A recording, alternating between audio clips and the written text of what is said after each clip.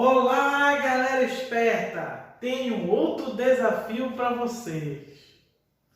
As serpentes, elas já surgiram sem patas ou elas perderam suas patas?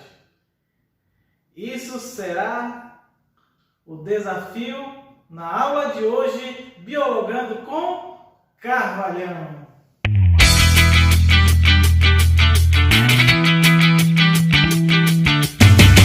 Sangue no olho, galera! Que hoje vamos falar sobre evidências da evolução ou evidências evolutivas no Biologando com Carvalhão. E evidências, o que é evidência? Evidências são provas, indícios que o mundo sofre evolução, que nós estamos evoluindo, que nós temos nós temos descendente, mas também nós temos nossos ancestrais. Tá? Então, para explicar essa ancestralidade, nada mais do que a evidência paleontológica. Ou seja, o que é evidência paleontológica, galera? Justamente são os registros fósseis. O que é um fóssil? Fóssil vem do latim fossilis, que quer dizer extraído da terra. Então, um fóssil é qualquer restos ou vestígios de seres vivos que viveram em épocas passadas e que preservam algumas de suas características. Tá? Então, um fóssil pode ser desde um pedaço de osso petrificado, uma pegada, um vestígio de uma folha na rocha, um animal congelado, já extinto. Então, tudo isso são os fósseis. Então, os fósseis são uma prova concreta da existência de determinados o quê? Seres vivos, ou seja, é a prova que a evolução precisa. Então, como é formado esse fóssil? Qual é esse processo de fossilização? E lembra que dentro do processo de fossilização, dependendo da acidez, mineralização, eles podem ocorrer diferentes processos. São 3 processos de fossilização: petrificação, congelamento e o AMBA. O AMBA, vocês já viram falar, né, galerinha? O AMBA, muito falado lá naquele filme Jurassic Park, Parque de Dinossauros. Pois é, onde lá um insetinho preso numa resina lá de árvores, e onde lá do insetinho eles tiraram um sangue lá dentro do estômago do inseto, e lá reproduziram pela biotecnologia dos dinossauros. Pois é. Então, como é que ocorre esse processo, por exemplo, de petrificação, que é o mais comum ocorrer da conservação de partes duras, como ossos e conchas e dentes? Então, o que vai acontecer? É uma substituição. O animal lá morreu, o cadáver está lá, o animal, cadáver, bonitinho. O que vai acontecer? Gradativamente, isso não é do dia para a noite, gradativamente os materiais do corpo dele vai ser substituído por minerais, como a sílica, por isso que ele vai se petrificar com o passar do tempo. Como vocês estão vendo na imagem, essas camadas geológicas na Terra. Então, cada camada representa a fauna e a flora de épocas passadas, das eras, né? Vamos falar sobre isso. E essas camadas vai tendo os fósseis. O que aconteceu? Eles foram soterrados e a estrutura do corpo, né? O que aconteceu? Foram substituídos por minerais. Esse soterramento pode ocorrer principalmente, o animal lá foi inundado. O que aconteceu? Depois há um soterramento e a formação do fóssil, depois de milhões e milhões de anos, que vai ocorrer, como vocês estão vendo aí na imagem. Se for pegar aqui no Pará, lá especificamente em Capanema, na fábrica da Cibrasa, se encontra muitos fósseis de animais marinhos, como fósseis de ostras, de caracóis, caramujos, né, de gastrópodes. Mas por que encontra animais lá soterrados? Porque toda aquela região, chamada região de Pirabas, o oceano chegava até lá. Por isso encontra. Ok, galerinha? Vamos continuando. Na evidência paleontológica, então nós vimos a petrificação. E claro que em algum evento pode acontecer que todo animal é preservado, como aconteceu com o mamute lá na Sibéria. Esse mamute que é o ancestral dos elefantes. Então ele foi congelado, ficou debaixo das geleiras e foi conservado toda a estrutura do corpo dele. E o outro tipo é o âmbar, como eu falei, né? Então o inseto fica preso lá no âmbar, que é uma resina dos pinheiros da época, e conservou esse insetinho. Vocês estão vendo. Beleza? Outra evidência que eu adoro muito é evidências anatômicas. O que é uma evidência anatômica? É a comparação de estruturas do corpo, mostrando as semelhanças e diferenças. E essas estruturas, semelhanças e diferenças vai indicar se ele tem um elo evolutivo, uma ligação evolutiva, se ele tem uma ancestralidade. Então, primeiro, vamos pegar um exemplo aí, mostrando aqui na imagem, a estrutura aqui do braço humano, da pata do cavalo, da asa do morcego e da nadadeira da baleia. Então, por os olhares, os mesmos ossos, estruturas ósseas que tem na estrutura dos animais vão ter em comum. Por exemplo, o húmero, nosso braço, é o mesmo na pata do cavalo, é o mesmo húmero na asa do morcego, é o mesmo húmero na nadadeira da baleia. Então, se eles têm uma estrutura comum, uma estrutura semelhante, isso quer dizer que no passado eles tiveram o mesmo ancestral. Então, esse ancestral deu origem a essas espécies. Então, quando esses animais têm a mesma estrutura, ou seja, estruturas semelhantes, porém eles vão ter o que? Diferentes funções. Por exemplo, o braço humano, manipular. Pata do cavalo, cavalgar. Asa do morcego, voar. E a nadadeira da baleia, nadar. Então temos aí estruturas homólogas. Então o que é uma estrutura homóloga? Vão ser estruturas semelhantes, porém vão ter diferentes funções. Então isso quer dizer que, por que diferentes funções? Porque vão viver em ambientes diferentes.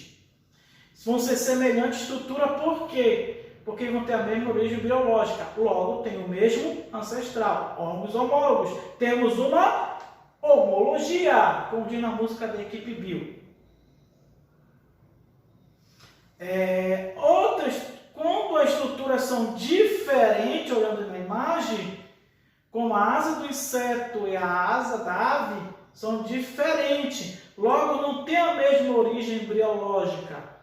Logo, não vão ter o mesmo ancestral, um elo de ligação, porém vão ter a mesma função, ou seja, o voo. Então, estruturas diferentes, porém a mesma função, temos órgãos análogos ou analogia, tá?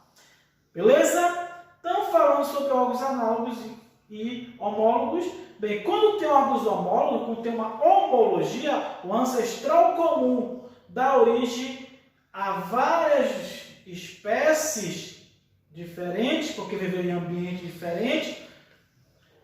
Nós temos aí na imagem um processo de irradiação adaptativa, também chamada de divergência adaptativa, com o próprio Darwin lá nos seus tentilhões. Então, todos os tentilhões tinham mente uma semelhança à estrutura do bico, porém, eles eram de peças diferentes, o bico era usado para cada tipo de alimento.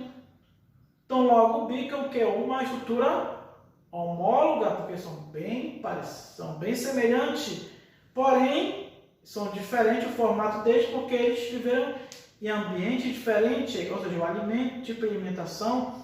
Logo, o tentilhão, pelo processo de irradiação adaptativa, formou várias outras espécies, esse ancestral. E O caso lá do golfinho, que é um mamífero, o réptil fóssil, que já é extinto, e o tubarão, que é um peixe, eles têm a nadadeiras estruturas diferentes nelas. Se tem estrutura diferente, logo são órgãos homólogos? Não. Porém, eles vão ter a mesma função, que é nadar. Então, eles vão convergir para a mesma função, porque eles vão estar no mesmo ambiente. Então, nós temos aí uma convergência adaptativa. Outra que eu adoro são os órgãos vestigiais. O que é um órgão vestigial, galera? São órgãos reduzidos em tamanho, mas que correspondem a órgãos maiores, desenvolvidos e funcionais de seus ancestrais. Ou seja, o órgão vestigial é reduzido em tamanho, porém ele não tem função nenhuma. Ele é afuncional. Exemplo aí, o nosso apêndice vermiforme. O apêndice lá dos animais, lá dos mamíferos. Aves, né? Então, o apêndice é uma extensão final lá do intestino grosso. Podemos comparar aí o apêndice humano, está aí embaixo, e mais em cima do coelho. Do coelho pode ver que é bem desenvolvido e da espécie humana é reduzido. Então, logo, o nosso apêndice é um órgão vestigial. Ele é reduzido de tamanho, porém não tem função nenhuma. Do coelho não, é bem desenvolvido, lá vai ter bactérias, onde vai ter a função que essas bactérias junto vão digerir a celulose lá para o coelho, lá que ele come vegetais. O nosso não quer dizer que o nosso é reduzido e não tem função nenhuma, mas quer dizer que o nosso ancestral, do ser humano, tinha um apêndice maior e como se alimentava de vegetais, então lá ele é bem desenvolvido, onde as bactérias começavam a digerir a celulose para nós. Mas como ele mudou o hábito alimentar pelo desuso, passado o tempo ele foi reduzindo de tamanho e perdendo a função.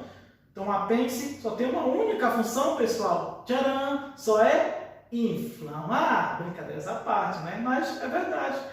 Só serve para isso. Só inflamar. E outro apêndice vermiforme,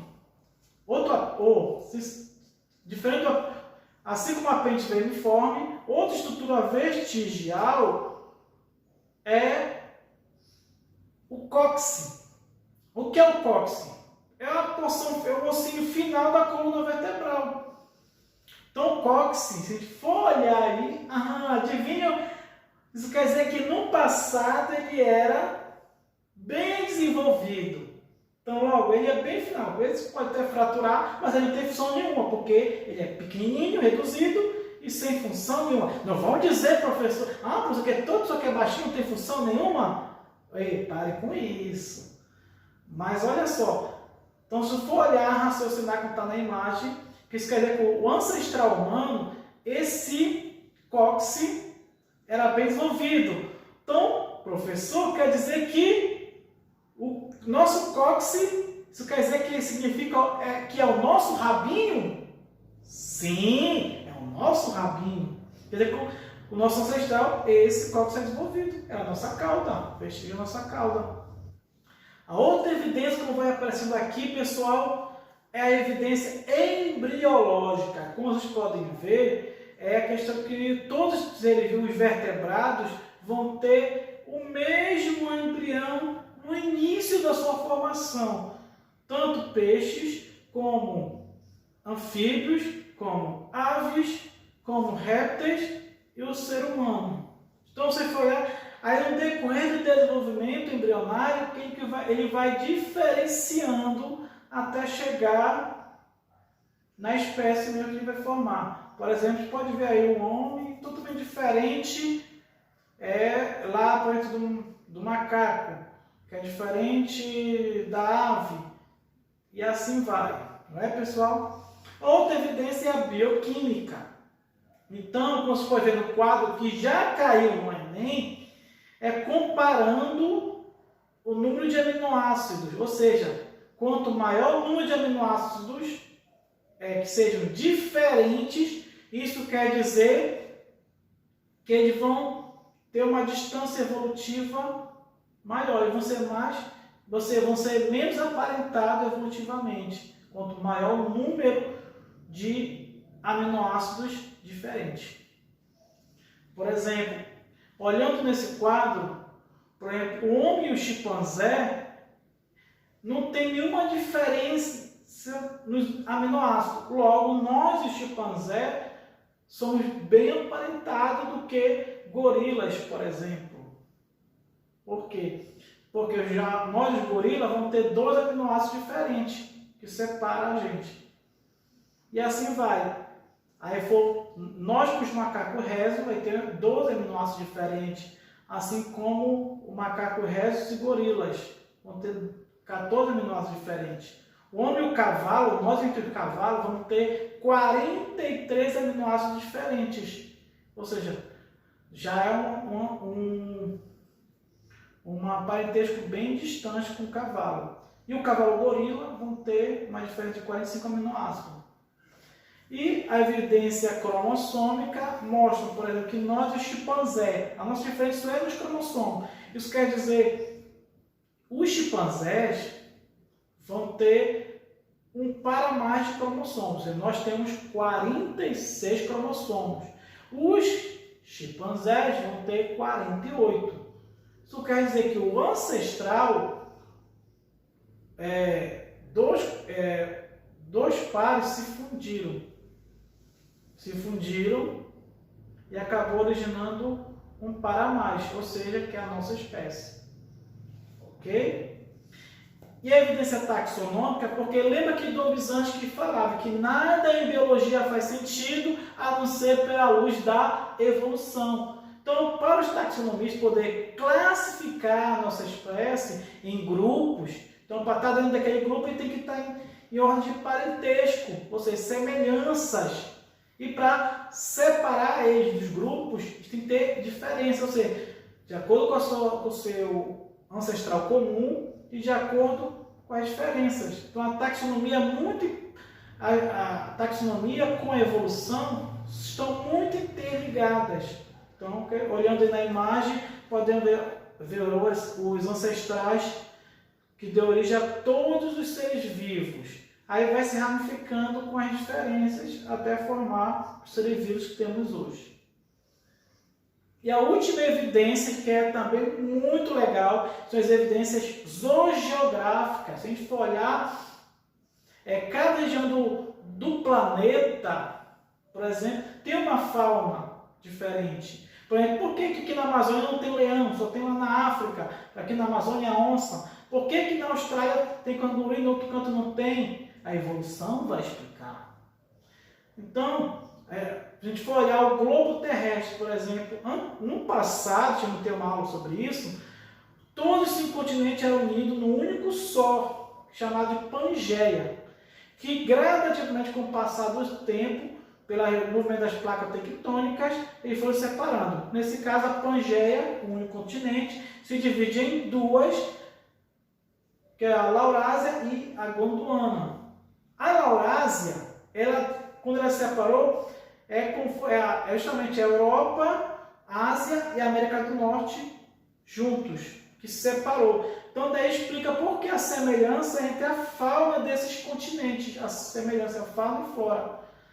Já no hemisfério sul, a Gondwana, que justamente quando separou, deu origem à América do Sul, nosso continente, e África e a Oceania, onde está a Austrália.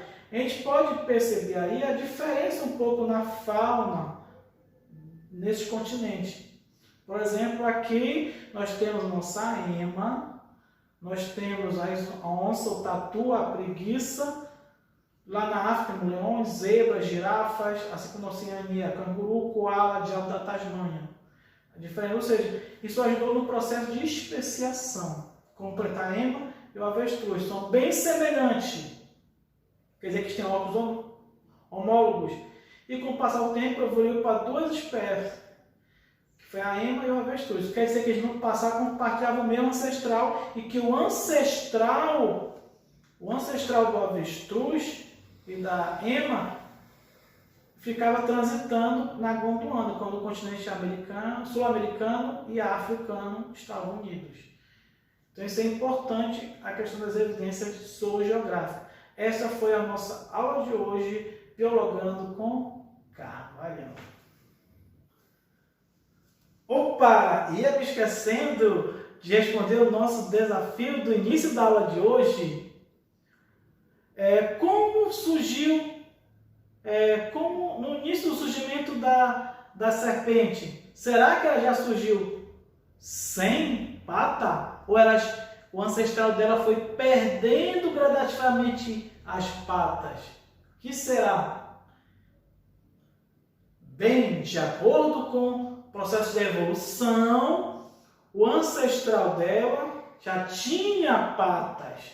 Então, de acordo com o ambiente, tinham patas de tamanho variados. Então, ela, como qualquer outro réptil, ela tinha necessidade de se rastejar no chão. Então, como vem um ambiente muito apertado, e para poder se locomover, facilidade, então aquelas serpentes que tinham patas menores, eram mais adaptadas para andar nesses túneis. E com o passar do tempo, só se reproduziu descendentes de serpentes sem patas, até surgir hoje. Então foram se reproduzindo. Nessa reprodução, as serpentes com patas maiores foram deixando de existir, dando lugar a grupos sem patas, até surgir as serpentes atuais. Galerinha esperta, agora nós estamos no YouTube. Quando você for acessar, se inscreva no nosso canal, dê seu like e compartilhe Biologando com Carvalhão.